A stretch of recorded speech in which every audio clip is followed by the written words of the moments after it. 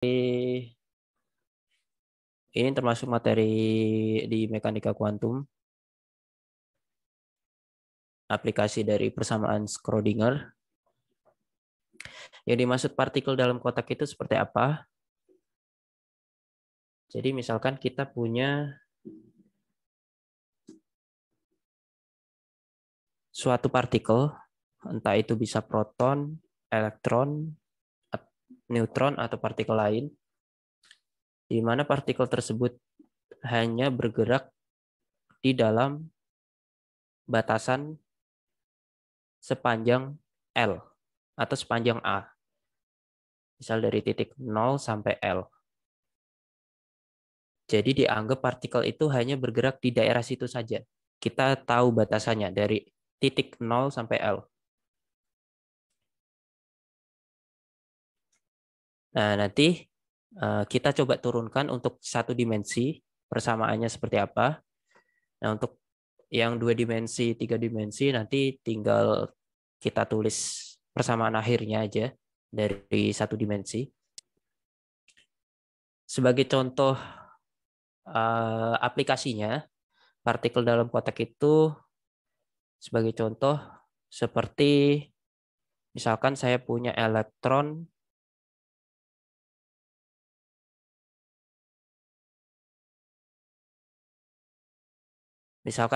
senyawa butadiena 1,3 butadiena. Nah, senyawa ini bisa mengalami resonansi, ikatan rangkapnya bisa mengalami resonansi. Jadi elektron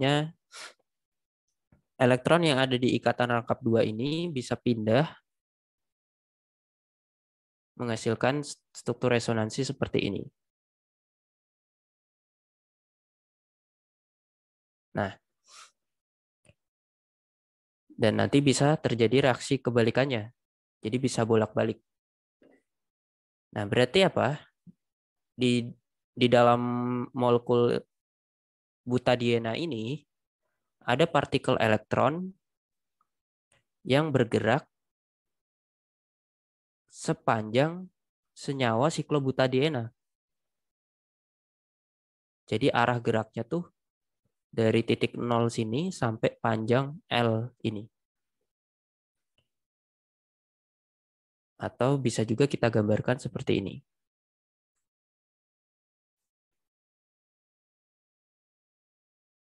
Nah, jadi elektron dianggap bergerak sesuai dengan garis titik-titik ini. Sehingga ada batasannya ya. Elektron hanya bergerak dari titik 0 sampai L. Nah, kenapa dinamakan partikel dalam kotak? Karena kalau 3 dimensi berarti batasannya nanti seperti kotak. Partikelnya bergerak hanya di dalam kotak saja. Kalau 3 dimensi. Berarti nanti ada panjang A, ada lebar B, ada tinggi C. Jadi partikelnya akan bergerak di 3 dimensi ini. Untuk sepanjang A, B, sama C. Lebar B, tinggi C. Kalau 3 dimensi berarti koordinatnya X, Y, Z. Kalau satu dimensi koordinatnya cuman X. Cuman di variabel X.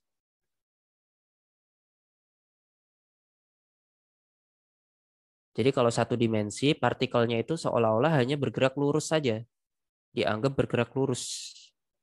Searah sumbu X. Tidak ada gerakan ke atas, tidak ada gerakan ke depan belakang. Jadi cuma gerak lurus. Bolak-balik. Itu kalau satu dimensi. Kalau 2 dimensi berarti ada gerakan ke sumbu Y, ke sumbu X sama sumbu Y. Ke kanan. Bergerak ke kanan ke kiri, ke atas ke bawah. Tapi tidak bergerak ke depan belakang. Itu kalau 2 dimensi. Kalau 3 dimensi berarti dia bisa bergerak ke arah sumbu X, Y, maupun Z. Di mana kalau kita sebut partikel dalam kotak karena ada batasannya ya. Nah, Kenapa ada batasannya? Contohnya senyawa butadiena tadi, elektronnya kan terbatas tuh bergeraknya. Elektronnya nggak sampai terlepas dari butadienanya. Jadi dia cuman di daerah sepanjang senyawa butadiena dari ujung C kiri sampai ujung C kanan. Nah, itu contoh aplikasi dari partikel dalam kotak. Nah, kalau kita tinjau suatu partikel ketika berada di dalam suatu batasan atau kita sebut berada di dalam suatu kotak, maka nilai potensial energi dari partikel tersebut itu akan bernilai nol, bernilai sangat rendah ketika di dalam kotak tersebut. Tapi nilai potensial energi di luar itu nilainya sangat besar sampai tak hingga nilainya. Ibarat seperti kenapa nilai potensial energi di luar itu sangat besar, di dalam kecil, supaya partikelnya nggak bisa keluar dari batasan ini. Makanya partikelnya hanya terjebak di dalam kotak ini saja. Jadi kayak dibatasin gitu oleh dinding-dinding yang potensialnya sangat besar. Nah, jadi definisinya gitu. Potensial energi di luar kotak itu nilainya sangat besar sampai tak hingga, kalau di dalam kotak nilainya 0. Kemudian nilai psi atau persamaan gelombang batasannya seperti ini. Ini untuk satu dimensi ya, berarti nilai psinya fungsi terhadap X saja, karena satu dimensi. Nah, ketika dia di luar kotak, nilai psinya 0. Ketika di dalam kotak, nilai psinya tidak sama dengan 0. Artinya apa? Partikelnya itu pasti di dalam kotak, nggak mungkin di luar. Makanya kalau di luar kan nilainya 0 ya, nilai psinya. Kalau di dalam nilainya tidak sama dengan 0. Sehingga batasannya apa? Harusnya di titik 0, nilai psinya itu bernilai 0. Di titik A atau L, di sini A itu sama dengan L ya, panjang kotaknya. Di titik A, nilai psinya juga sama dengan 0. Jadi nilai psi itu akan bernilai 0 saat X-nya kurang dari sama dengan 0 atau X-nya lebih besar dari sama dengan 0, sama dengan A. Intinya kalau di luar kotak, nilai psinya sama dengan 0. Nah, kemudian di sini ada persamaan Schrödinger.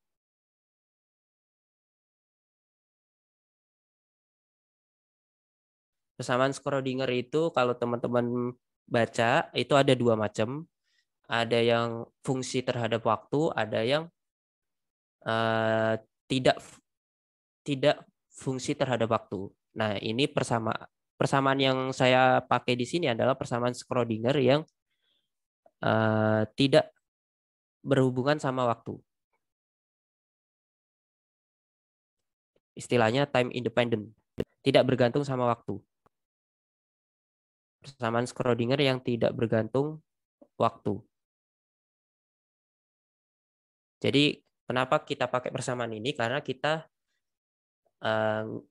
tidak pengen melihat fungsi waktunya. Kita cuma pengen melihat fungsi energi sama fungsi psinya. Persamaan psinya sama persamaan energi dari partikel di dalam kotak terhadap posisinya. Jadi cuman pengen lihat di posisi ini, misalkan di posisi sini energinya berapa, nilai psinya berapa, dan seterusnya. Makanya dipakai persamaan Schrödinger yang tidak bergantung sama waktu. Nah, ini persamaannya. Jadi persamaannya minus H coret kuadrat per 2M D kuadrat per dx kuadrat dari besi plus V besi sama dengan E besi. Dimana kalau teman-teman pahami satu-satu di sini, H itu konstanta Planck. H coret sama H itu beda ya. H coret itu nilainya setara dengan H per 2pi. H coret itu ya nilainya H per 2pi. Kalau H sendiri adalah konstanta Planck yang nilainya 6,626 kali 10 pangkat min 34. Sementara M yang di bawah ini massa elektron ya, massa partikelnya. Kalau partikelnya elektron berarti massa elektron. Kalau partikelnya proton, massa proton. Jadi yang M yang bawah ini massa. Nah, karena di sini satu dimensi, maka turunan D kuadrat per dx kuadrat ini adalah turunan kedua dari besi diturunkan terhadap variabel X saja, karena satu dimensi. Terus V di sini adalah nilai potensial ya. Terus E di sini adalah nilai energi. Sementara besi adalah persamaan gelombangnya, fungsi gelombangnya. Nah, coba kita turunkan untuk partikel dalam kotak. Sesuai definisi tadi, nilai potensial partikel yang di dalam kotak itu nilainya 0. Maka dari persamaan Schrödinger ini, nilai V-nya pasti sama dengan 0. Berarti kita bisa hilangkan variabel V kali besi. Sehingga nanti persamaannya jadi ketika ini hilang, nanti persamaannya jadi min H coret kuadrat per 2M D kuadrat besi per dx kuadrat sama dengan E besi. Lalu kalau kita pindahkan ini ke kanan, jadinya D kuadrat besi per dx kuadrat sama dengan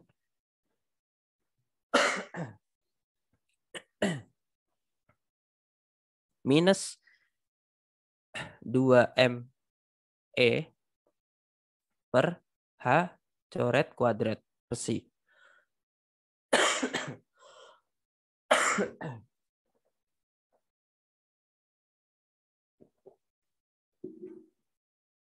Nah, jadi itu setelah kita pindahkan ke kanan, nanti kan jadinya seperti ini ya. Setelah itu gimana? Kita misalkan aja. Kita misalkan nilai K itu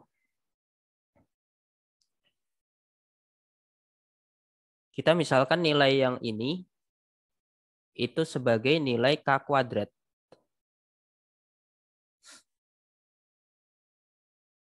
Atau nilai K sama dengan akar 2ME per H coret pangkat 1. Atau K kuadrat setara dengan 2ME per H coret kuadrat. Nah, kita misalkan ya, sehingga kita bisa ganti nilai 2ME per H coret kuadrat dengan nilai K kuadrat. Kenapa harus K kuadrat? Nanti ada alasannya, supaya nanti bisa lebih mudah diturunin persamaannya. Nah, setelah itu kita pindah minus K kuadrat besi ke kiri, jadinya plus, terus sama dengan 0. Nah, ini nanti jadi persamaan diferensial orde 2. Mungkin teman-teman kalau yang pernah belajar kalkulus mungkin tahu ya, bagaimana cara menurunkan persamaan diferensial orde 2. Ini tuh kayak fungsi turunan gini.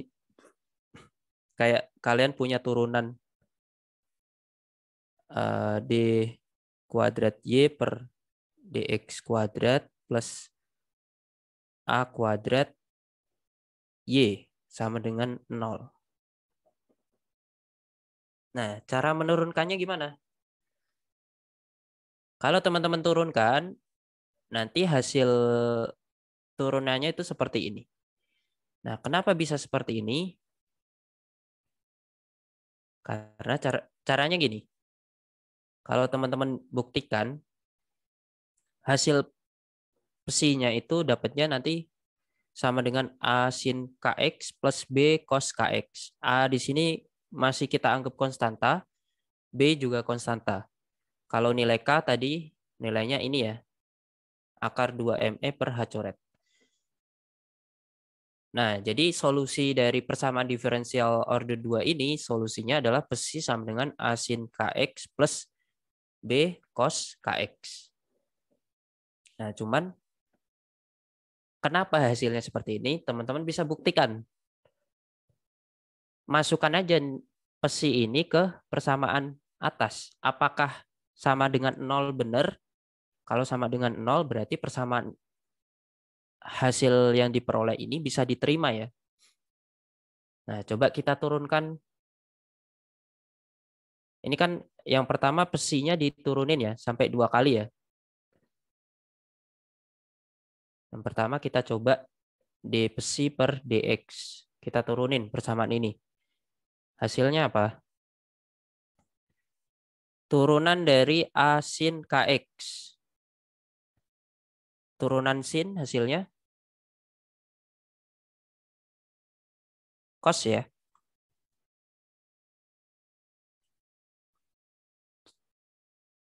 Turunan sin hasilnya cos.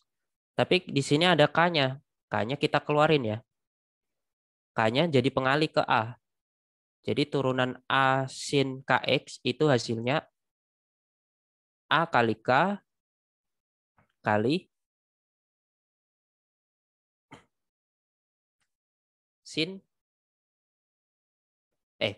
sorry. Turunan sin tadi hasilnya cos ya. Terus ada tambahan K di luarnya.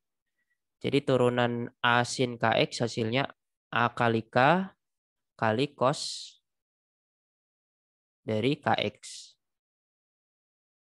Terus turunan cos hasilnya minus sin ya. Berarti minus B kali K kali sin kx. Terus kita turunkan lagi. Turunan keduanya berarti kita turunin dari turunan pertama. Nah, saya harap teman-teman yang sudah belajar turunan mungkin bisa memahami. Tapi kalau yang belum, ya mungkin agak kesulitan nanti. Kalau kita turunin lagi, turunan cos itu hasilnya minus sin. Berarti jadinya minus A kali K kuadrat. K-nya dikalikan lagi ya. Dikalikan lagi karena X-nya punya koefisien K. Kali cos. Sorry. Jadi sin ya. Lupa.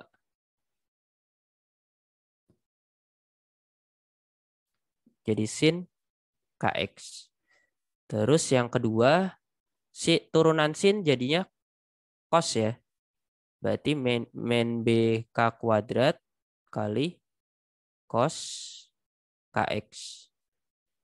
Nah, ini turunan keduanya. Berarti nilai D kuadrat psi per DX kuadrat hasilnya ini. Kalau persamaan psinya yang bawah. Terus kalau kita tambah K kuadrat psi, nilai ini kita tambah dengan K kuadrat dari nilai psi, A sin KX plus B cos KX. Nah, ini teman-teman lihat. Kalau kita tambahin dengan nilai K kuadrat psi, ini kan minus ketemu plus ya. Nanti hasilnya sama dengan 0. Sehingga persamaan ini adalah solusi yang tepat untuk persamaan diferensial yang atas. Sehingga kita dapat solusi persamaan gelombang dari persamaan Schrödinger untuk partikel dalam kotak, hasilnya ini. Psi sama dengan A sin Kx plus B cos Kx. Hasil penurunannya. Nah, akan tetapi teman-teman harus ingat batasan yang tadi di awal. Di awal kita punya batasan nilai psi saat X-nya itu sama dengan 0, saat di titik 0, saat nilai X-nya 0, jadi saat psi 0, nilai psinya sama dengan 0. Saat psi, jadi saat di titik 0 ini, psi 0 nilainya sama dengan 0. Saat di titik A, nilai psinya juga sama dengan 0. Berarti ini batasannya ya. Kalau di antara 0 sampai A, baru nilai psinya tidak sama dengan 0.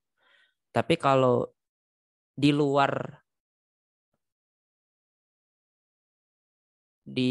kotak ini, dari titik 0 masih termasuk ya. Di titik 0 nilai psinya masih termasuk sama dengan 0. Sampai ke kiri, terus dari titik A ke kanan, ini nilai psinya sama dengan 0. Nah, itu kan jadi batasan tadi ya. Nah, kalau kita masukkan batasan ini ke persamaan yang sudah kita dapat, maka nanti kita bisa ubah persamaan gelombangnya.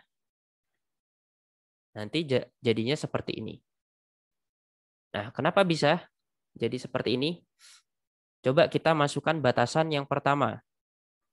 Saat X-nya 0, nilai psinya sama dengan 0. Jadi saat X 0, berarti persamaannya jadi psi 0 sama dengan A kali sin K kali 0 plus B kali cos dari K kali 0.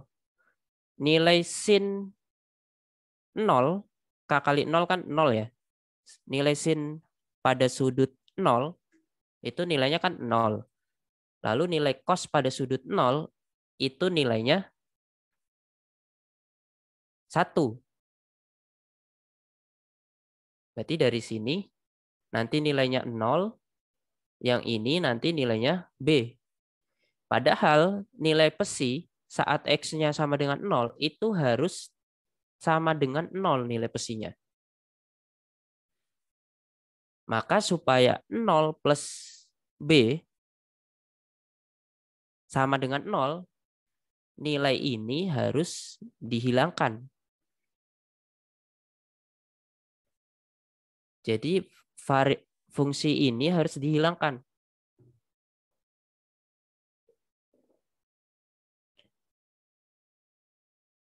Karena saat di X0 nilai psinya itu 0. Padahal nilai cos 0 itu nilainya 1, tidak 0. Dan B itu kan nggak mungkin 0 karena dia konstanta. Konstanta itu nggak mungkin 0. Maka kalau fungsi cosnya masih ada, nilai psi nggak bakal 0 saat X-nya 0. Tapi berdasarkan batasan tadi, nilai psi itu harus 0 saat X-nya 0. Maka fungsi cos ini harus dihilangkan. Sehingga sisa A sin Kx.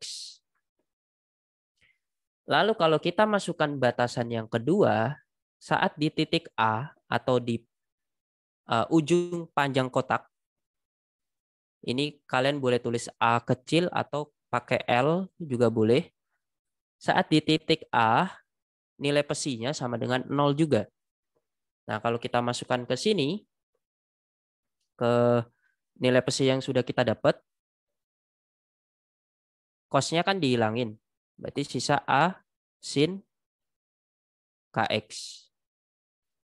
Nah, saat X-nya sama dengan A, berarti nilai A sin K kali A itu sama dengan nilai psinya kan harus 0 ya saat X-nya A.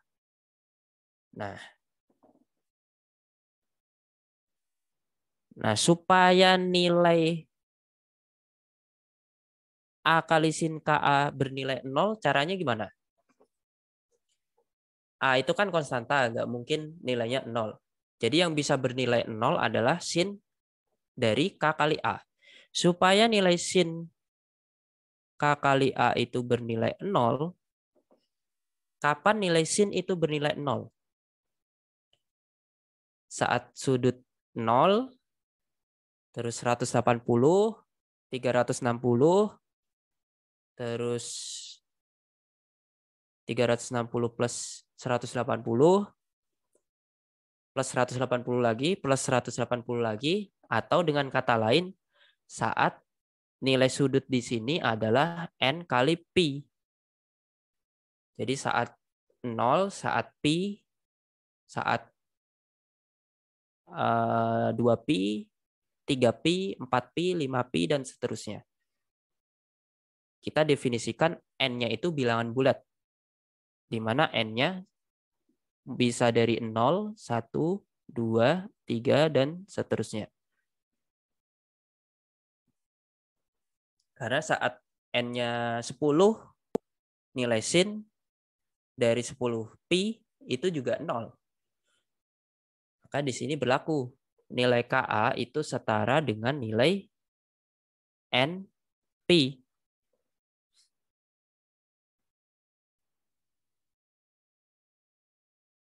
Atau nilai K di sini bisa kita ganti jadi NP per A. Jadi persamaan gelombangnya nanti bisa diubah jadi A kali sin dari NPX per A. Nah, ini persamaan gelombang akhirnya. Variabelnya terhadap X. Nah, sekarang yang masih belum kita peroleh adalah nilai A. Konstanta A-nya. Nah, mungkin sebelum aku lanjut, dari teman-teman ada yang mau ditanyakan nggak? Sebelum aku lanjut.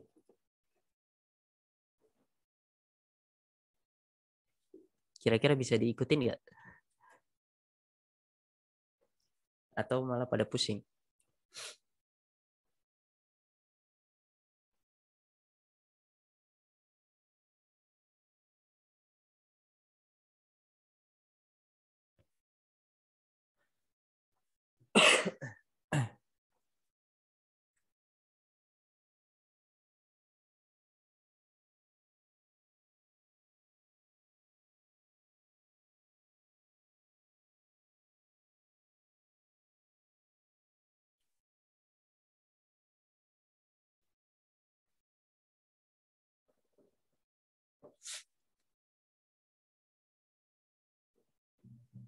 Ini belajar fisika sih jadinya. Mekanika kuantum masuknya ke physical chemistry. Jadi memang ya belajar fisik jadinya.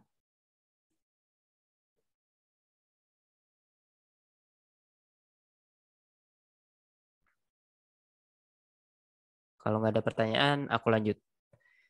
Nah, kemudian ada namanya normalisasi. Normalisasi itu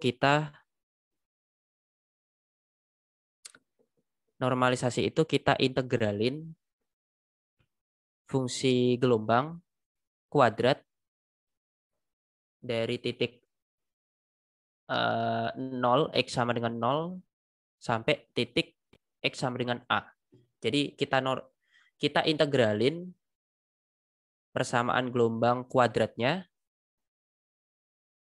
dari sepanjang kotak, itu ketika dinormalisasi nilainya harus sama dengan 1.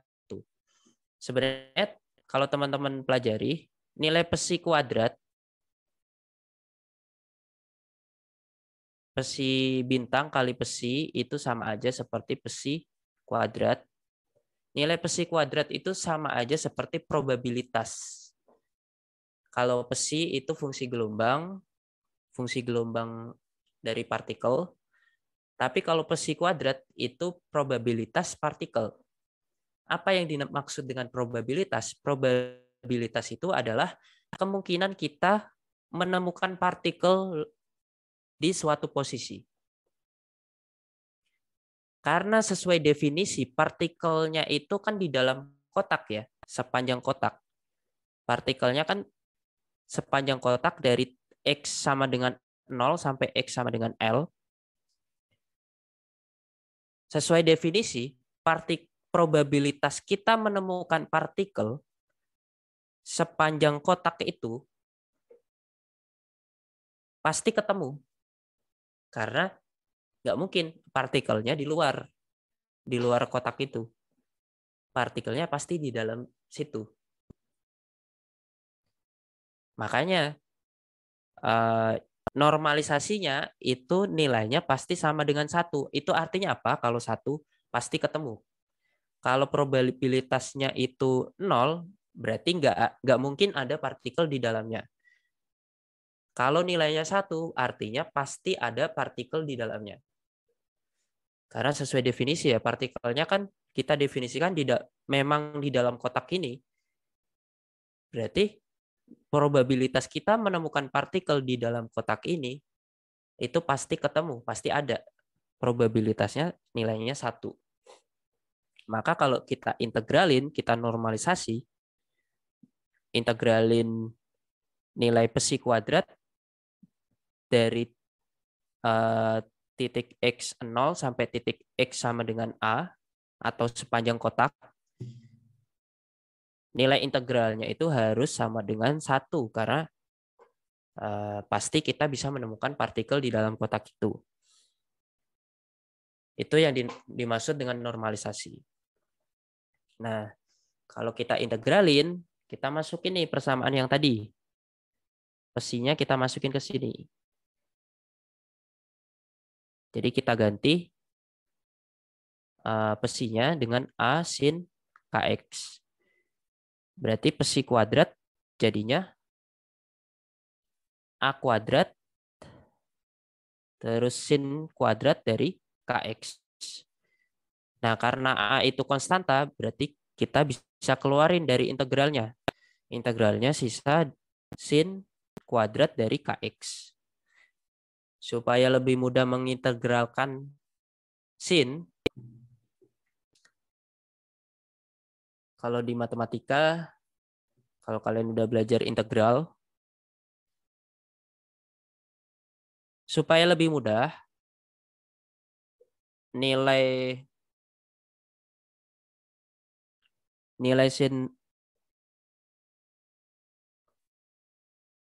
sin kuadrat x, sin kuadrat kx itu bisa kita ganti dari persamaan ini.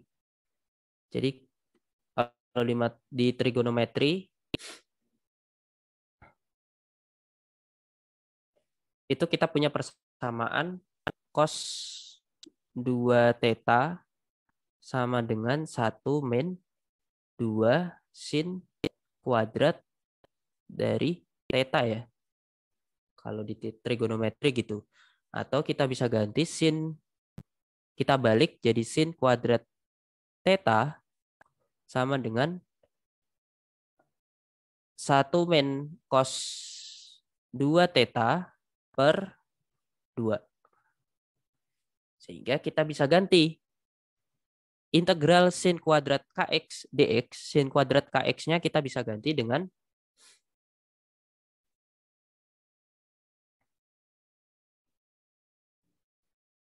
1 min cos tetanya itu setara dengan kx ya.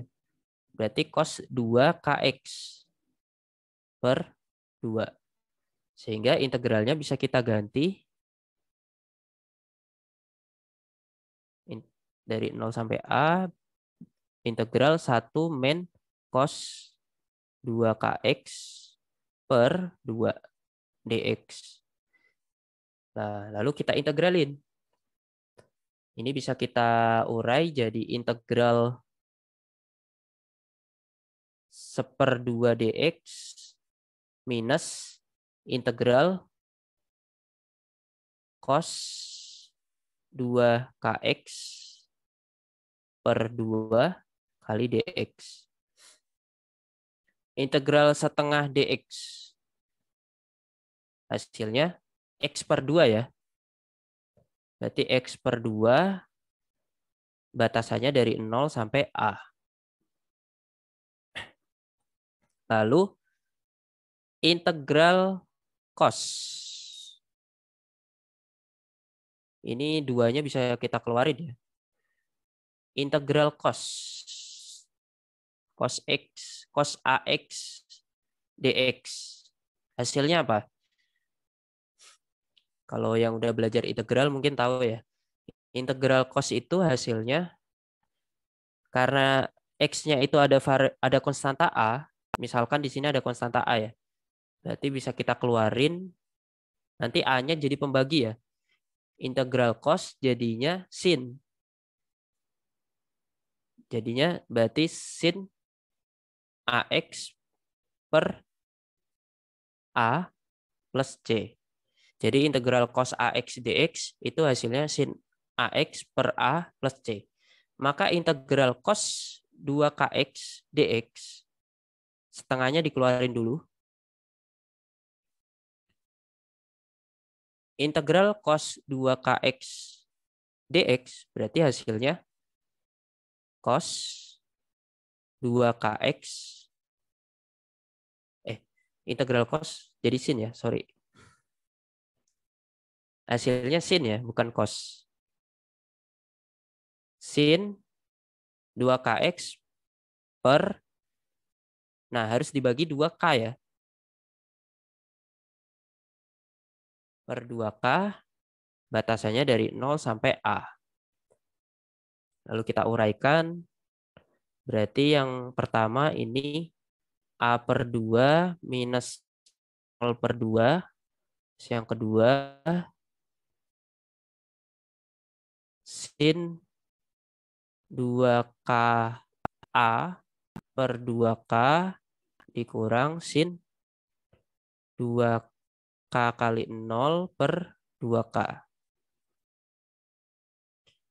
Nah, berarti hasilnya yang pertama A per 2 ya. Yang kedua sin 2KA.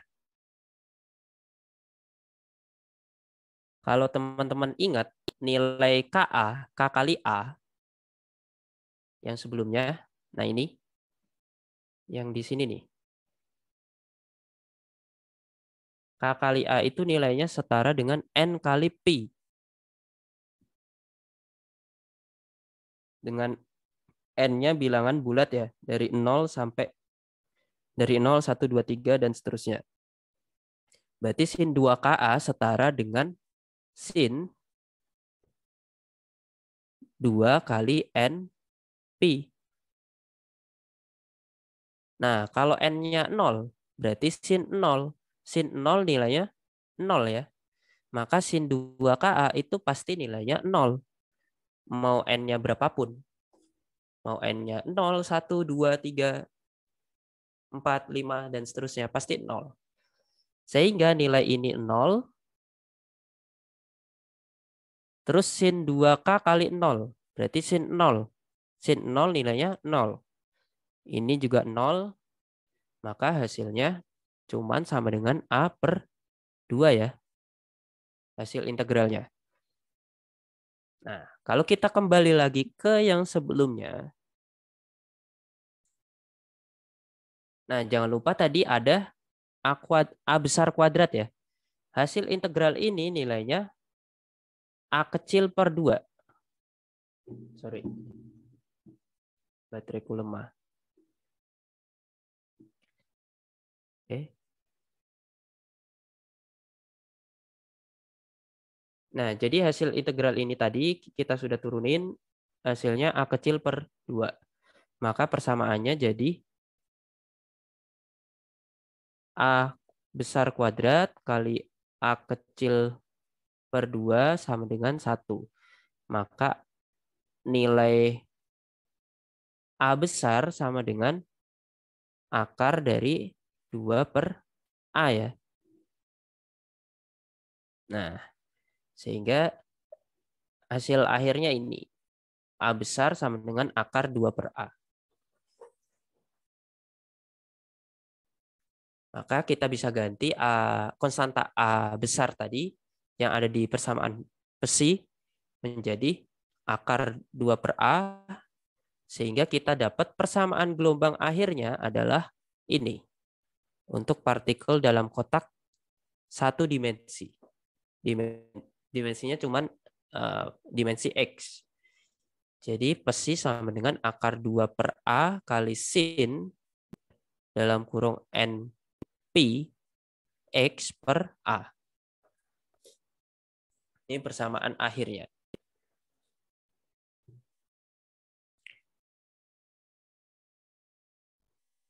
A kecil di sini itu panjang kotak ya. Kadang ada yang nulis A kecil, kadang ada yang nulis L besar. Ya, ini sama aja. Sesuai definisi panjang kotaknya didefinisikan A kecil atau L besar. Kemudian untuk persamaan energinya, tadi kan di awal kita misalin tuh. K sama dengan akar 2ME per H coret. Atau K kuadrat sama dengan 2ME per H coret kuadrat. Nah, berarti E sama dengan apa? Jadinya E sama dengan K kuadrat H coret kuadrat per 2M. Nah, maka kita dapat persamaan energinya itu seperti ini. Dan nilai K bisa kita ganti dengan nilai ini tadi. K sama dengan NP kali NP per A. Jadi K kuadrat di sini kita ganti dengan N kuadrat P kuadrat per A kuadrat. Jadilah persamaan energinya seperti ini. Ini juga bisa kita ganti lagi. Kita ganti H coret kuadratnya dengan H kuadrat per 2Pi kuadrat. Atau H kuadrat per 4Pi kuadrat. Berarti jadinya H kuadrat N kuadrat Pi kuadrat per 4Pi kuadrat kali 2M kali A. Berarti Pi kuadratnya bisa dicoret. Hasilnya H kuadrat N kuadrat per 4 kali 2, 8 kali M kali A. Nah, ini persamaan energi akhirnya.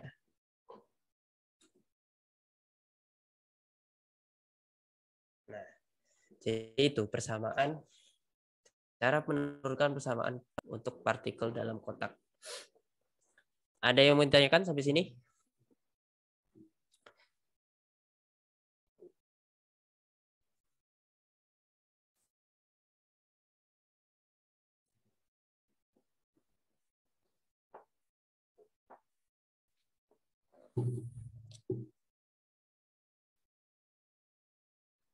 Ada nggak?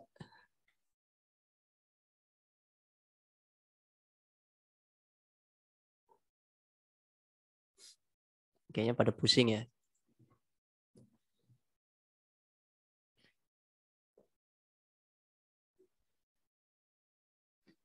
Nah, kalau 2 dimensi gimana? Kalau 2 dimensi berarti ada variabel X, ada variabel Y. Maka persamaan gelombangnya tinggal kita kali. Pesi fungsi X kita kali dengan pesi fungsi Y. Nanti jadinya, kalau fungsi X kan di sini variabelnya X ya.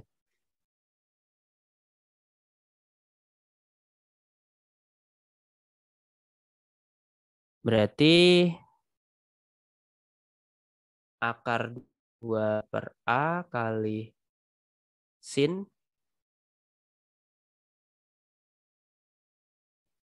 NP X per A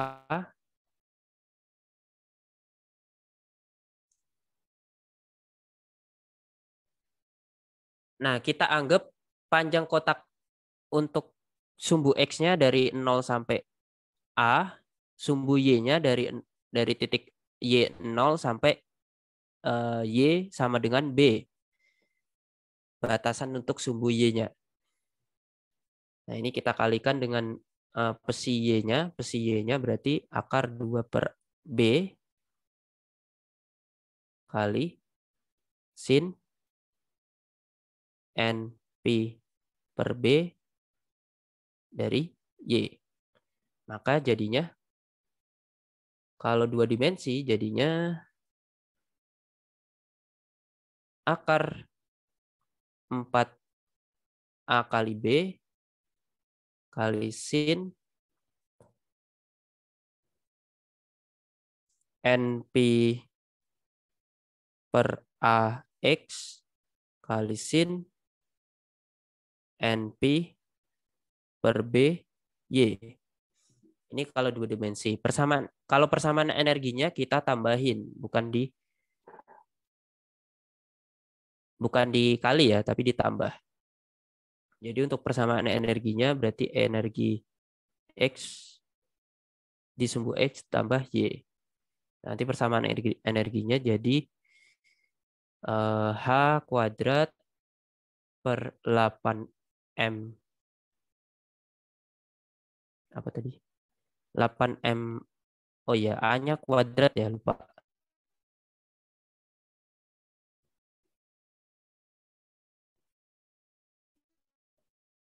8MA kuadrat ditambah. Oh ya, jangan lupa. Kalau 2 dimensi, N-nya ini ada N untuk X, ada N untuk Y. Jadi ada NX, ada NY. Nanti aku jelasin.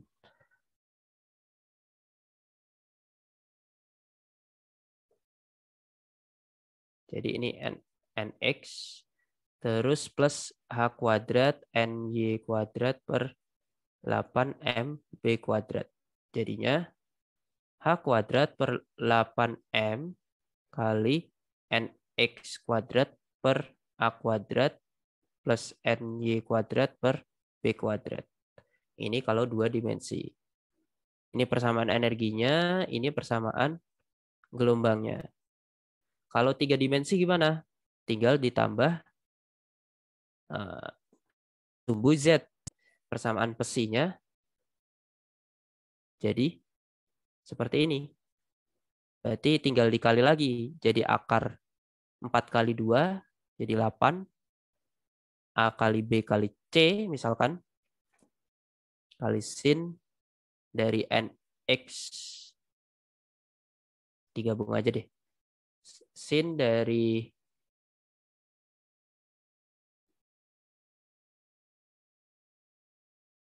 P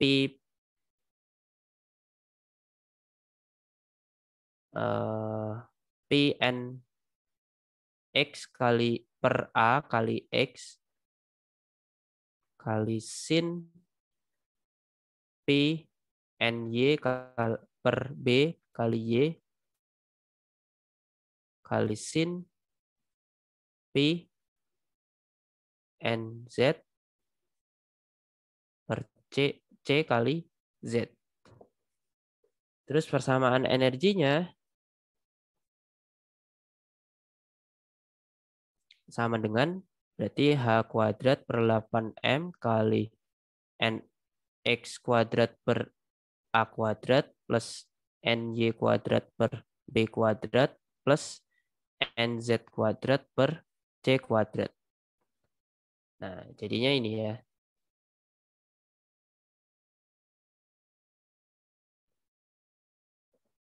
Itu kalau 3 dimensi, 2 dimensi, 3 dimensi. Nah, maksudnya nilai N itu apa? N itu seperti nilai prinsipal kuantum. N itu tingkatan energi. Jadi kalau N-nya 1, kalau 1 dimensi ya, 1 dimensi kan cuma ada NX. Berarti kalau N-nya 1, maka pesinya pesi 1. E-nya E1. Kalau N-nya 2, nanti psi 2, E-nya E2. Kalau kita gambarkan tingkatan energinya, ini E, jadi ini N1, nanti ini N2, ini N3, N4, dan seterusnya. Jadi N itu menunjukkan nilai tingkatan energinya.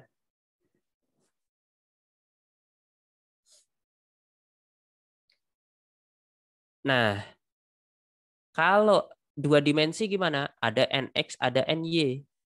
Jadi tingkatan energinya nanti NX, NY. Misalkan 1,1.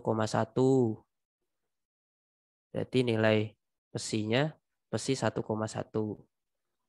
E-nya E 1,1.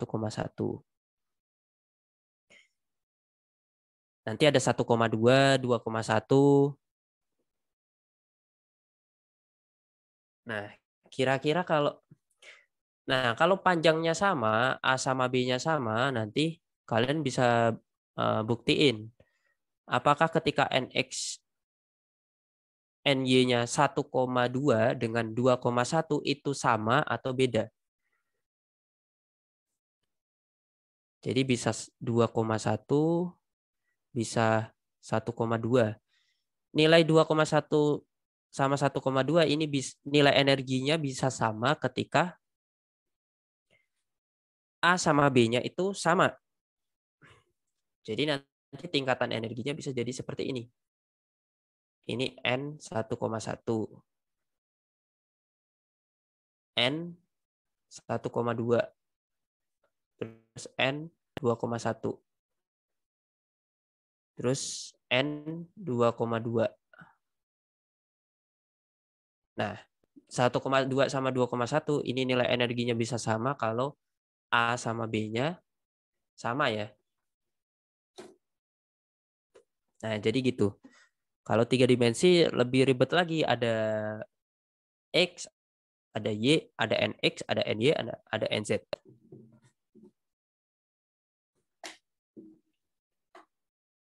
Oke, sampai sini ada yang mau ditanyakan nggak?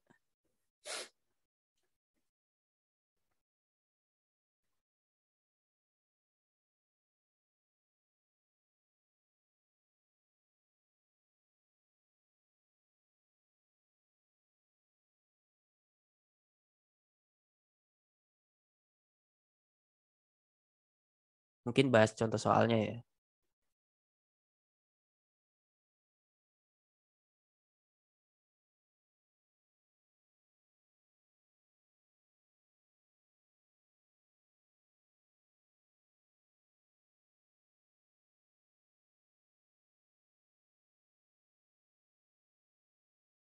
Penyisihan.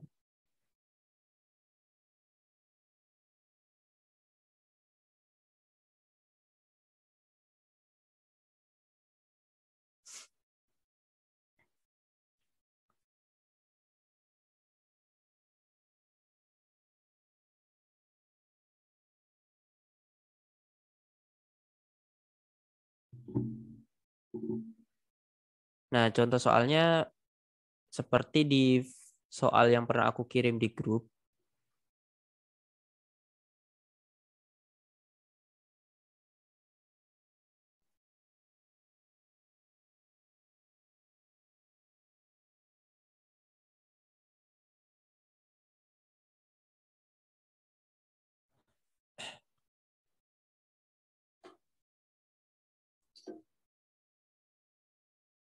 Nah, contoh soalnya seperti ini. Suatu elektron pi dalam molekul 1,3 butadiena bergerak dari atom C1 hingga C4 akibat delokalisasi yang terjadi pada molekul tersebut. Gambarkan resonansi yang terjadi pada molekul tersebut.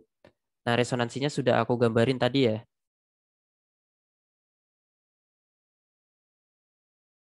Jadi ini tuh maksudnya elektronnya bergerak, berpindah.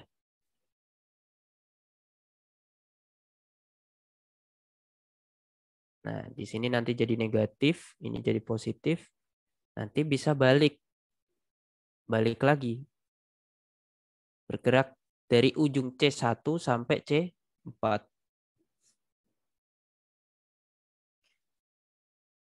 Itu yang pertama. Kemudian probabilitas kemungkinan. Nah ini tadi ya, nilai probabilitas ya. Kalau dinormalisasi, probabilitasnya itu pasti sama dengan 1. Probabilitas itu integral dari psi kuadrat dx.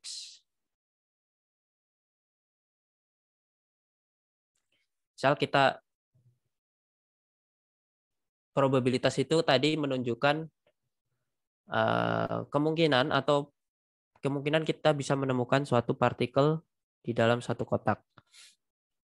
Nah, ini persamaan yang sama seperti yang kita turunkan tadi. Persamaan gelombang dalam untuk partikel dalam kotak satu dimensi ya. Nah, sama persis seperti yang kita turunkan tadi. Cuman di soal tadi A-nya dalam L. A-nya pakai L, huruf L besar. Jadi panjang kotaknya dianggap L. Nah, psi sama dengan akar 2 per L sin NP X per L. Di mana L adalah panjang kotak, N adalah tingkat energi, X adalah posisi partikel, dan nilai P itu radian ya, setara dengan 180 derajat. Nah, pertanyaan berikutnya, bentar.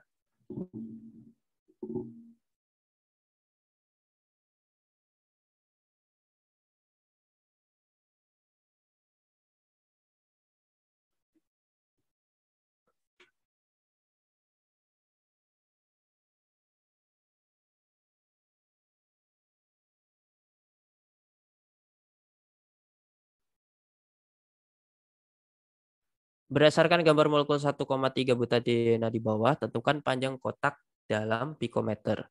Asumsikan butadiena itu keadaannya linear, sehingga sudut HCH sangat berpengaruh dalam perhitungan.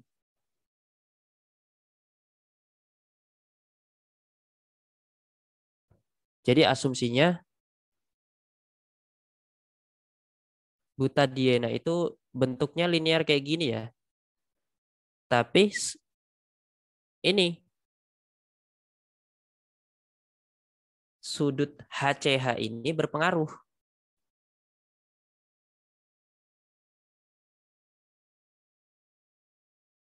Ini sudutnya 120.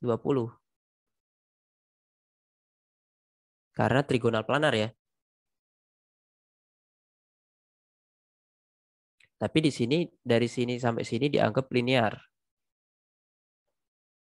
Nah, ini ada tambahan datanya. Bentar.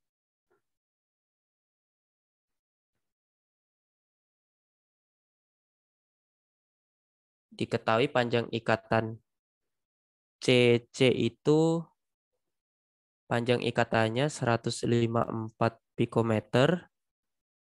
C double C 134. Terus CH 109 pikometer. Berarti panjang dari titik sini sampai sini itu berarti C double C plus CC plus C double C ya. Berarti berapa? 2 kali C double C. 2 kali 134 plus 154. Nah, tapi dari titik sini sampai titik 0, ini kan harus kita hitung juga.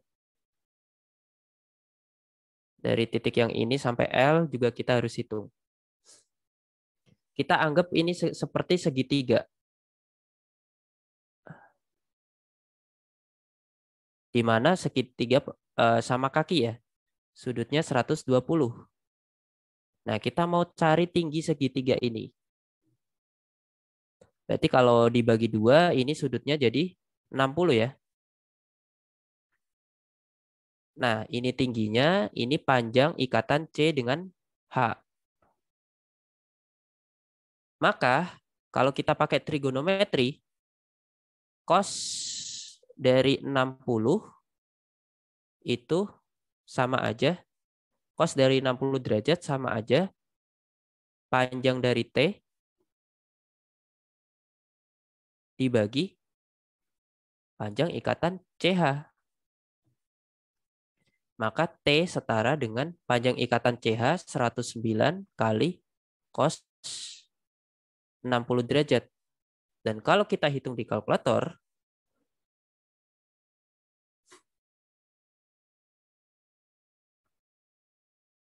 109 kali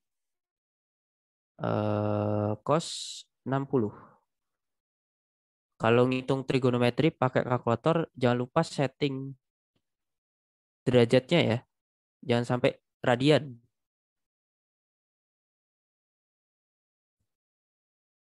Jadi di setup dulu. Angel unitnya harus derajat, jangan radian. Hasilnya 54,5 ya. Berarti T di sini 54,5, yang kanan juga 54,5. Berarti ini harus kita tambah dengan, maka L sama dengan nilai ini 2 kali 134 plus 154 plus 54,5 kali 2. Berarti hasilnya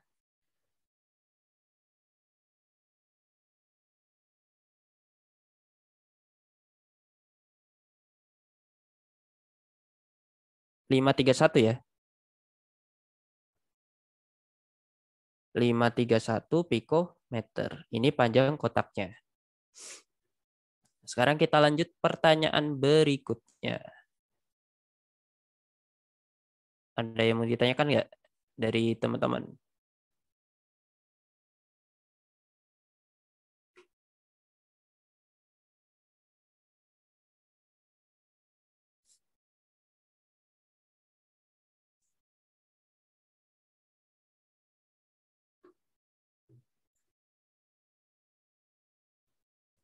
Pertanyaan berikutnya, tentukan peluang mendapatkan elektron pada tingkat ground state N sama dengan 1 pada rentang C2 sampai C4. Ini berarti probabilitas ya, pakai persamaan probabilitas.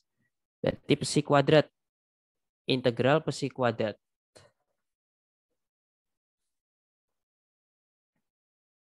Kita harus menemukan integral psi kuadrat dx.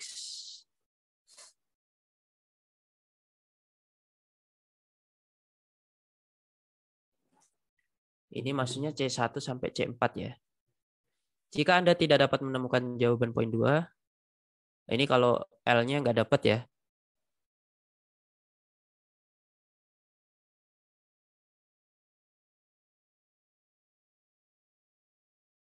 Nah, sebenarnya di soalnya tuh ada ininya.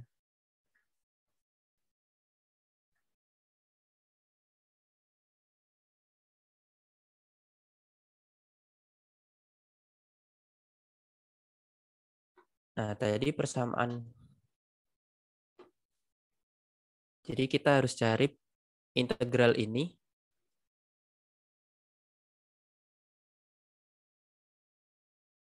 Nilai P ini.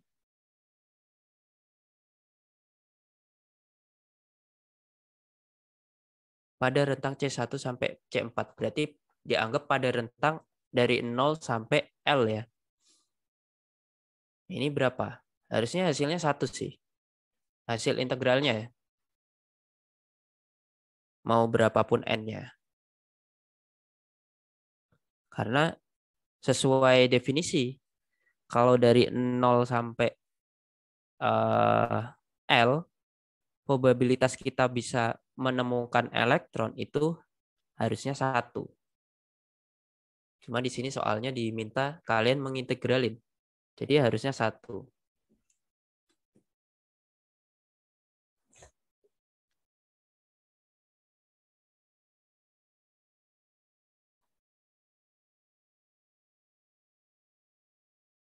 Oh iya, kalau pertanyaannya pada rentang C2 sampai C4, baru hasilnya tidak 1. Berarti ini harusnya benar ya. Dari C2 sampai C4. Berarti kita harus ngitung nih. C2 tuh di sini. Ini C2. Sampai C4. Berarti di sini. Nah, ini berarti panjangnya berapa? CC plus CC tunggal plus CC rangkap ya. Berarti dari titik berapa nih? Titik C2 itu di titik, kan titik nolnya paling kiri.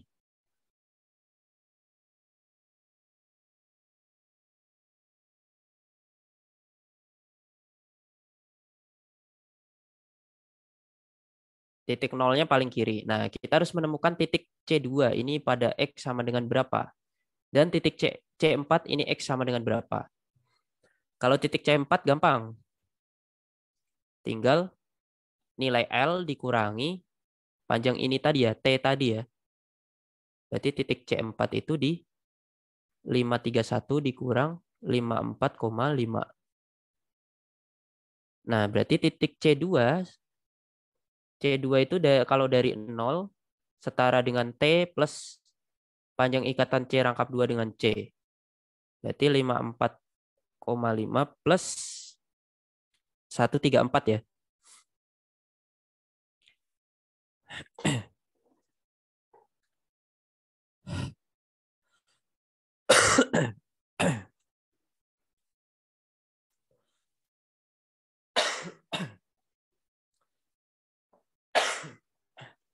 Nah, berarti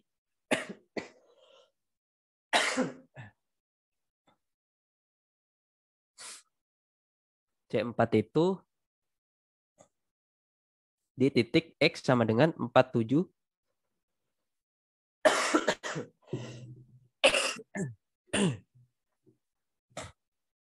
476,5 ya. Sementara titik C2 itu di titik 188,5.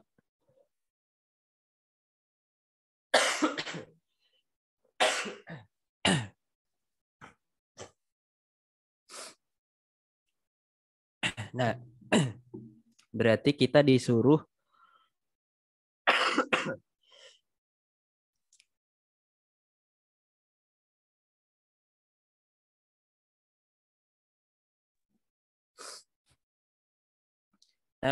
disuruh mengintegralkan dari titik C2 sampai C4 tadi.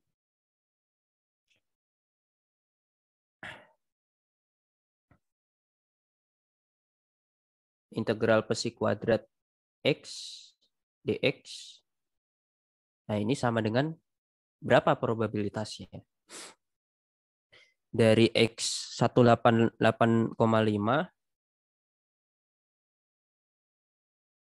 sampai X 76,5. Psi kuadrat.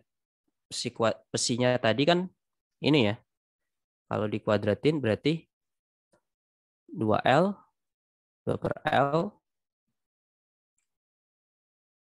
sin kuadrat dari N P X per L dx. Nah, kalian cari hasil integral ini berapa. Maka soal nomor 3 seperti itu. Nah, tadi kan integralnya hasilnya apa? Kalau melihat yang kita turunin tadi. X per 2. Oh iya, ini belum dikali ini ya. A kuadrat ya. 2 per L. A kuadrat itu 2 per L. Berarti kalau melihat hasil integral ini,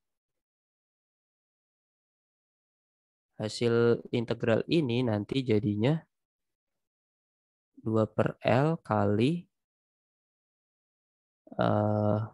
X per 2 Batasnya dari 188,5 sampai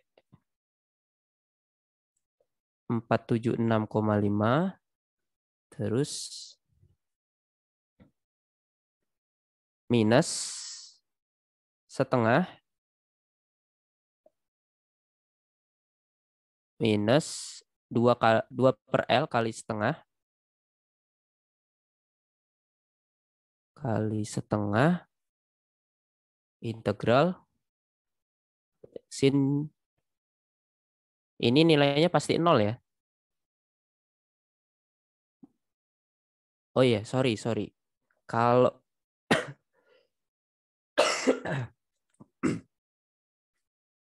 kalau A-nya L ini 0. Tapi tadi kan batasnya bukan A ya. Berarti sin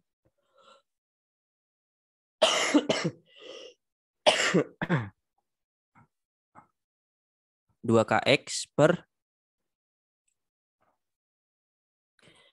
2k.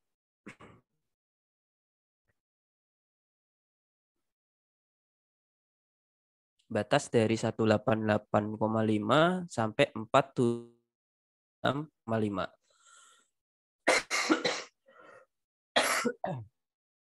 Nah, kalian bisa cari hasilnya berapa. Nilai ini K itu nilai NP per A ya.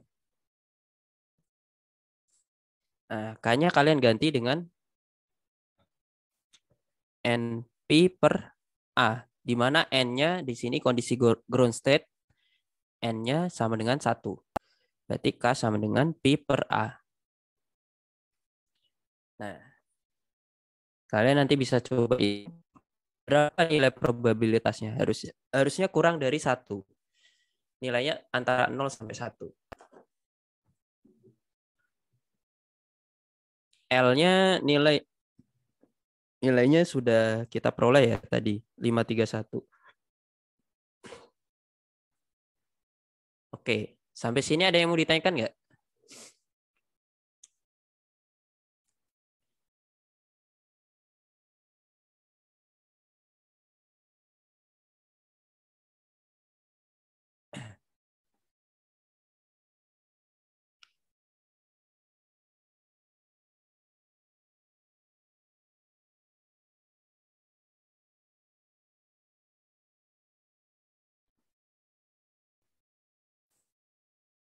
Kak bingung cara integralnya. Integralnya yang tadi.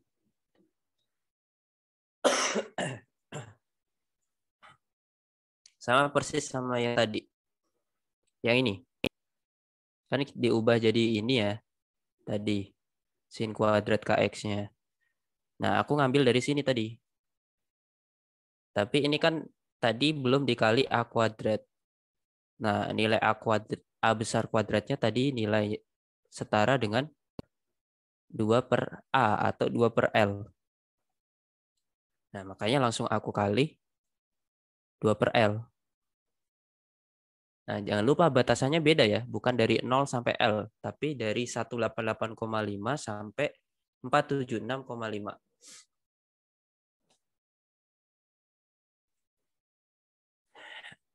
Nah, itu.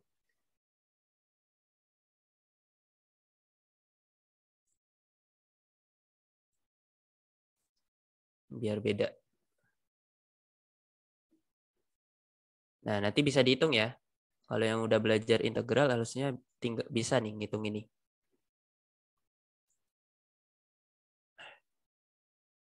Soal berikutnya ada 2 lagi. 5 dan 6.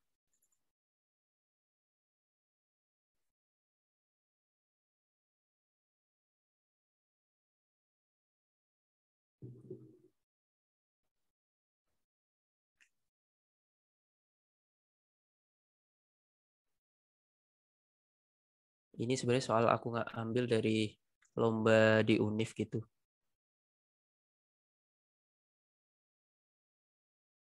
Dan karena soalnya aku dulu ngerjainnya kebingungan, ya ini susah sih. Pertanyaan berikutnya. Nah, bentuan energi gap. Nah, ini baru bicara terkait HOMO dan LUMO. Kalau tingkat energinya kan kita bisa tulis ya sebenarnya ya. Tingkat energinya kan sebenarnya kita udah dapat ya persamaannya tadi. Ini E sama dengan H kuadrat N kuadrat per 8 M A kuadrat atau L kuadrat. Saat E1 kalian bisa masukin H itu konstanta Planck, kalau partikelnya elektron berarti M-nya massa elektron. L-nya panjang kotak. Nah, kalau N-nya 1 berarti nanti dapat nilai E1 berapa. N-nya 2 dapat E2 berapa. Nah, itu bisa dihitung. Itu kalau partikel dalam kotak. Nah, sekarang di sini kita bicara terkait HOMO sama LUMO.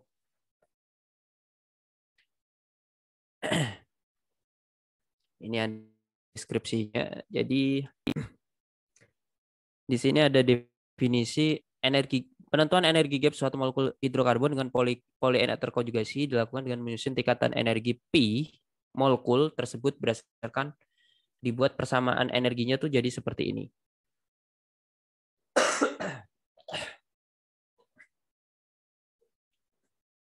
Alpha minus beta X. Energinya dinyatakan dalam kilokalori per mol, alpha integral Coulombic, beta integral resonansi.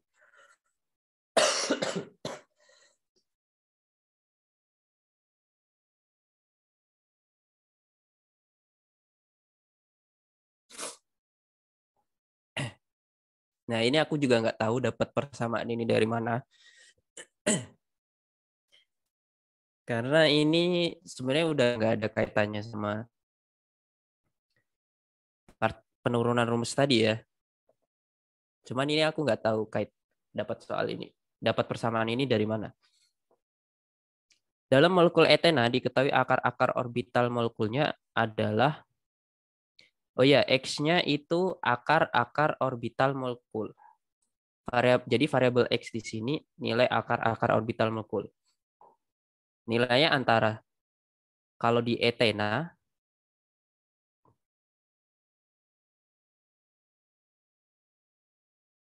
kan elektronnya cuma 2 ya, elektron pi-nya. Akar-akar orbital molekulnya itu nilai X-nya antara 1 dan -1. Jadi kalau X-nya 1 berarti E2 ya. Kalau X-nya -1 berarti E1. Jadi ini saat X-nya -1. Ini saat X-nya 1.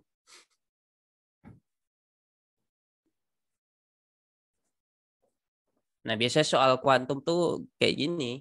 Kalian tuh nggak perlu menghafal rumusnya. Kalian pahami aja yang dikasih. Nah, Ethena itu cuma punya 2 elektron pi. Makanya di tingkat energinya dia cuma punya 2 tingkatan energi. E1 sama E2. E1 kita sebut sebagai tingkat energi HOMO. Kenapa? HOMO itu istilah untuk tingkat energi tertinggi yang masih terisi elektron. Kalau untuk molekul butadiena yang tadi, elektron pi-nya ada 2 karena rangkapnya ada 2. Rangkapnya ada 2, elektron pi-nya ada 4. Berarti tingkat energi homolumonya nanti seperti ini. E1, E2, berarti homonya itu ada di E2 ya. Karena ada 4 elektron pi yang bergerak di dalam satu kotak tadi. Terus lumonya di E3 kalau butadiena tadi. Apa itu lumo? Lumo itu tingkat energi terbawah yang tidak terisi elektron. Intinya LUMO itu di atas dari HOMO. HOMO itu energi paling atas yang masih terisi elektron. Nah, jadi gitu. Itu yang dimaksud. Berdasarkan akar-akar yang Anda dapat pada poin 4. Oh, ini aslinya ada soal pertanyaan 4.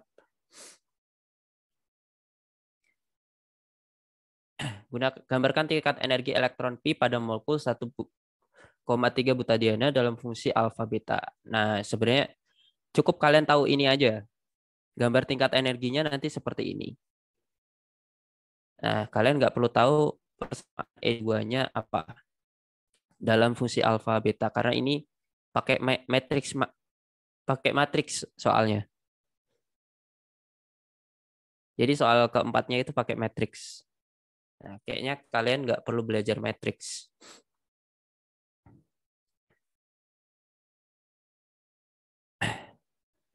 Nah, jadi itu.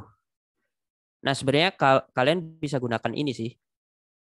Kalau pakai logika ya, X-nya itu plus minus 1,168 sama plus minus 0,618.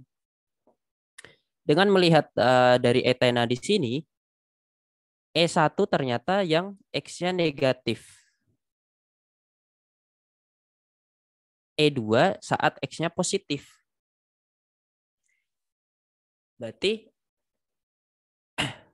urut dari yang paling bawah, harusnya E1 di sini saat X-nya min 1,168. E2 harusnya saat X-nya itu bukan plus 1,6168 ya.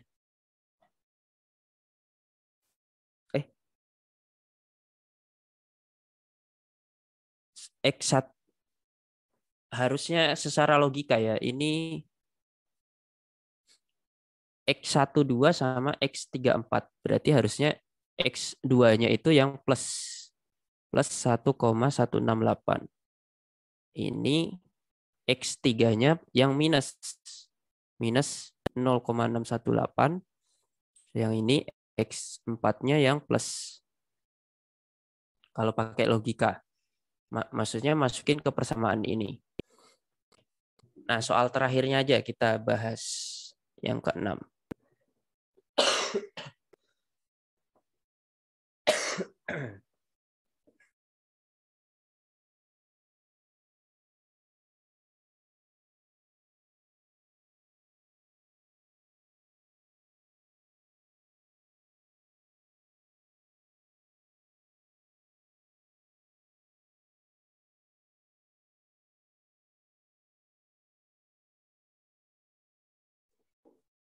Sebenarnya kalau nggak pakai alfa beta, kalian bisa hitung E1, E2, E3, E4 ini dari rumus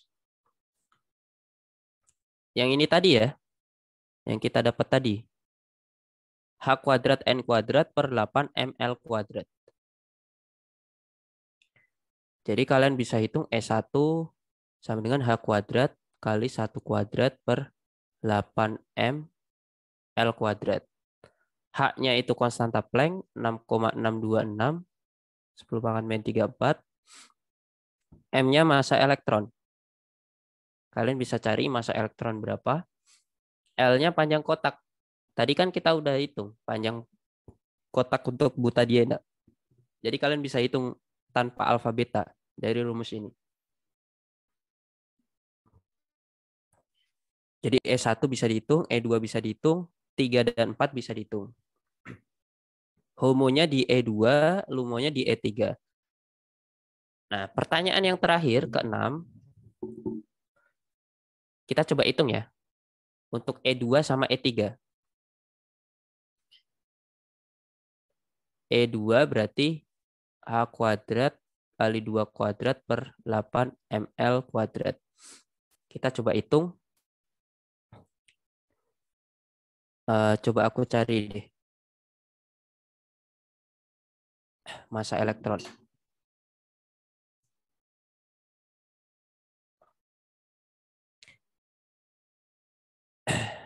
Massa elektron itu 9,1 10 pangkat min 31 kilogram.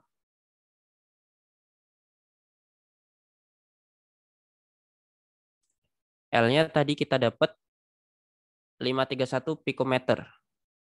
Kita ubah ke meter ya. Piko itu 10 pangkat min 12. Berarti 531 kali 10 pangkat min 12. Nah, kita coba hitung. E2-nya berarti 6,626 10 pangkat min 34 kuadrat kali 4 per 8 kali 9,1 10 pangkat min 31 kali 531 10 pangkat min 12 kuadrat.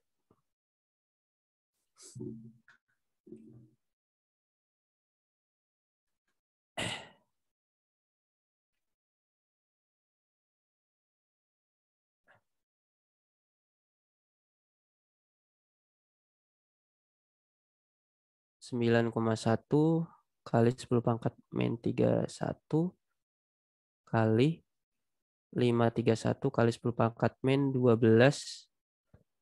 kuadrat. Nah, hasilnya ini 8,56 10 pangkat min 19.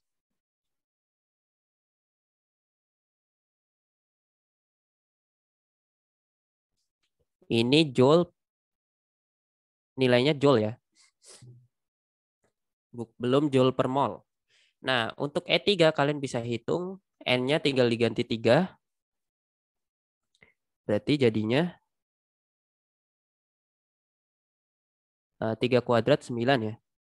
1,92 10 pangkat min 18. Ini homonya, ini lumonya.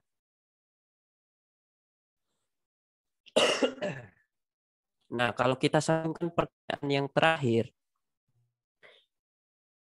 Pertanyaan terakhirnya itu sebenarnya gini. Tentukan panjang gelombang yang diserap 1 molekul butadiena sehingga mengeksitasi 1 elektron dari tingkat HOMO ke tingkat energi LUMO. Berapa nilai energi selisih panjang gelombang yang diserap? Jadi kalian tinggal selisihin ini.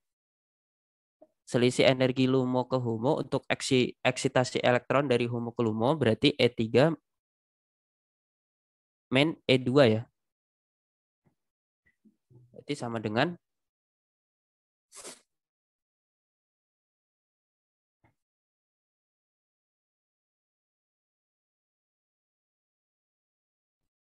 1,069 10 pangkat min 18.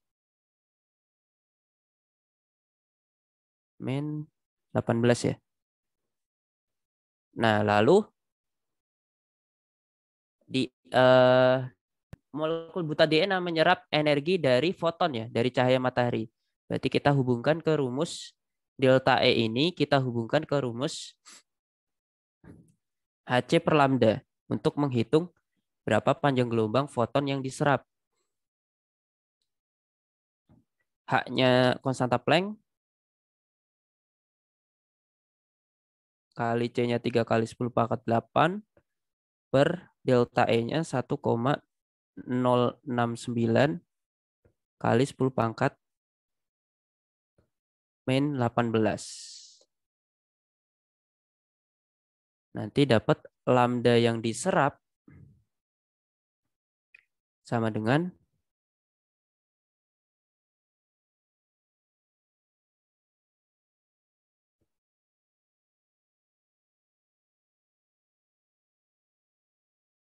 1,86 10 pangkat min 7 meter atau 100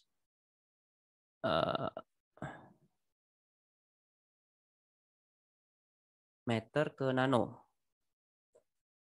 9 ya. 186 nanometer. Nah, jadi harusnya secara teori butadiena itu dapat mengalami eksitasi dari HOMO ke LUMO dengan menyerap panjang gelombang sebesar 186 nanometer. Dan kalau kita lanjutkan pembahasannya, ini kan untuk butadiena homolumonya kan dari E2 ke E3. Kalau untuk etena dari E1 ke E2. Nah, gimana kalau ikatan rangkap terkonjugasinya makin banyak? Nanti selisih energi homolumonya dari E yang lebih tinggi kan? Kalau ikatan rangkap yang terkonjugasinya ada 3, nanti homolumonya berarti E3 dan E4. Kalau makin banyak lagi, nanti makin tinggi energi homolumonya. Efeknya apa? Semakin banyak ikatan rangkap terkonjugasi, nanti lambda yang diserap untuk eksitasi dari HOMO ke LUMO, ini nanti masuk ke daerah panjang gelombang visible. Di mana panjang gelombang daerah visible itu kan daerah 400 sampai 800 ya. Nah, jadi nanti lambda semakin banyak ikatan rangkap terkonjugasi, ikatan rangkap yang terkonjugasinya, maka nanti semakin lambdanya semakin tinggi sampai masuk daerah ini.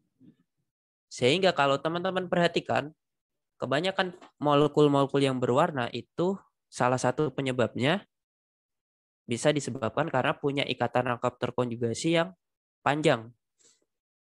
Sehingga bisa menyerap foton di panjang gelombang daerah visible. Nah, jadi itu. Untuk pembahasan malam hari ini kurang lebih seperti itu. Mohon maaf kalau materinya terlalu susah. Sebelum saya tutup, dari teman-teman ada yang mau ditanyakan nggak? Untuk pembahasan partikel dalam kotak.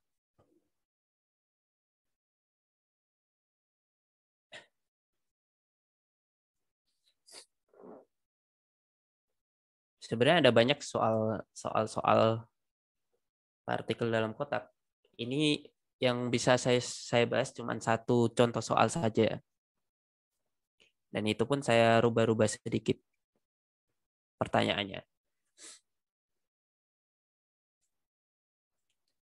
Jadi intinya apa? Di materi kuantum itu teman-teman nggak perlu menghafal rumusnya. Intinya adalah teman-teman paham maksud rumus itu apa. Jadi simbol-simbol ini itu paham. Maksud psi itu apa. Kalau psi kuadrat, integral psi kuadrat tuh artinya apa? Artinya probabilitas. Terus N itu apa? L itu apa? Nah, itu intinya teman-teman paham. Kalau sisanya kan penurunannya kan kurang lebih penurunan matematis ya. Kalau teman-teman jago matematika, gampang nurunin sendiri. Terus kalian paham makna normalisasi itu apa? Ya, intinya yang dipahami itu, jangan dihafal. Termasuk menghafal penurunan itu, saya rasa untuk OSN kurang terlalu perlu untuk menghafal penurunan. Yang penting memahami masing-masing variabel ini itu apa, kegunaannya apa, terus aplikasinya bagaimana. Termasuk teman-teman harus paham juga ya, fungsi gelombang itu maksudnya fungsi gelombang dari partikel di dalam kotak. Jadi teman-teman nanti bisa gambarkan nih kurva dari sin. Nanti kan bentuknya gelombang. Kurva dari sini kan sin itu kan gini ya. Nah, yang penting teman-teman memahami itu. Jadi bukan menghafal rumus, tapi pahamilah rumus itu bakal seperti apa dipakainya. Dan bagaimana cara teman-teman bisa pakai rumus itu. Termasuk segala aspek yang ada di rumus ya. Memahami sin itu sifatnya seperti apa. Terus yang lain-lain. Jadi kalau ada soal, teman-teman diharapkan bisa pakai logikanya untuk mengerjakan soalnya. Terus konsep homo-lumo sedikit perlu paham juga. Homo itu yang kayak gimana, lumo kayak gimana, dan seterusnya. Nah itu mungkin yang bisa aku jelaskan untuk malam hari ini. Semoga bermanfaat. Kurang lebihnya mohon maaf karena nggak ada pertanyaan. Maka saya akhiri saja pertemuan malam hari ini. Terima kasih teman-teman yang sudah hadir. Selamat malam. Wassalamualaikum warahmatullahi wabarakatuh. Oke.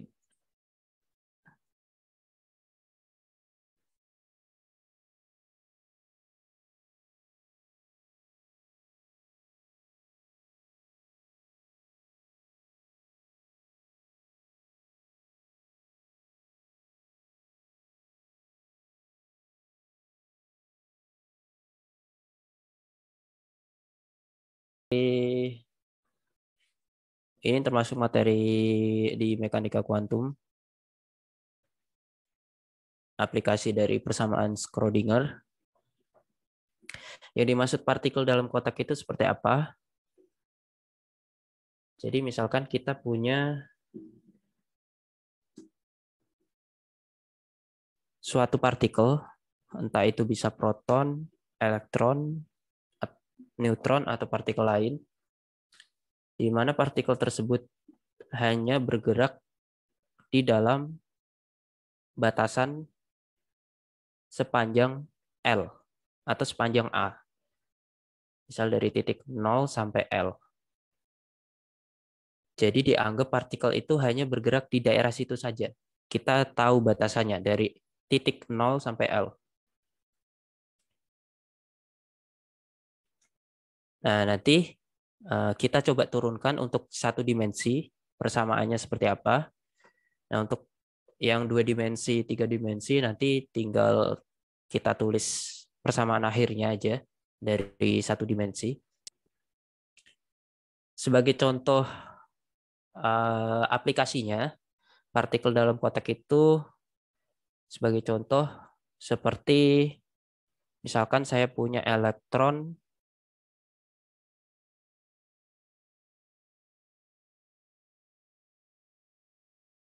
senyawa butadiena 1,3 butadiena. Nah, senyawa ini bisa mengalami resonansi, ikatan akapnya bisa mengalami resonansi. Jadi elektron yang ada di ikatan rangkap 2 ini bisa pindah menghasilkan struktur resonansi seperti ini. Nah, dan nanti bisa terjadi reaksi kebalikannya. Jadi bisa bolak-balik. Nah, berarti apa? Di dalam molekul butadiena ini ada partikel elektron yang bergerak sepanjang senyawa siklobutadiena.